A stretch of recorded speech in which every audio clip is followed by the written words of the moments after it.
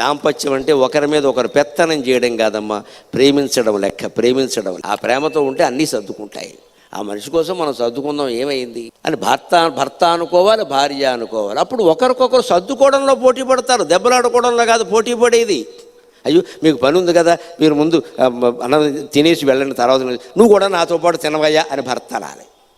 తినమన్నారు కదా అని తినేసి వెళ్ళిపోకూడదు. అలాగే వెళ్ళిపోతారు, పట్టించుకోరంటారు వెనకాల. ఈ మాట మన దగ్గర ఉండదు, పని మనిషి దగ్గర ఉంటుంది డైలాగ్. మా ఆయన అంతేనమ్మాట, అంతే, ఇద్దరు దొందే. వాళ్ళు తినమంటారు, మీకు నువ్వు కూడా తినేసే, నాతో పాటు నువ్వు ఆకలికి తట్టుకోలేవు, ఎందుకు తినేసాడు సంతోషిస్తారు. మా ఆయన ఏమిటో నన్ను తినమనకుండా తను తినరు. అసలు ఎంత ప్రేమో, ఈ ఒక్క ఎంత ప్రేమో అన్న మాట భార్య మనస్సులో ఉంటే సమస్త లోకాలు వాళ్ళవే అన్నట్టుగా భావిస్తారు. వారు కోరుకునేది ప్రేమ. ఒక మాట వాళ్ళు సంతోషించే మాట మాట్లాడచ్చు కదా, అక్కడ తగదా దేనికి.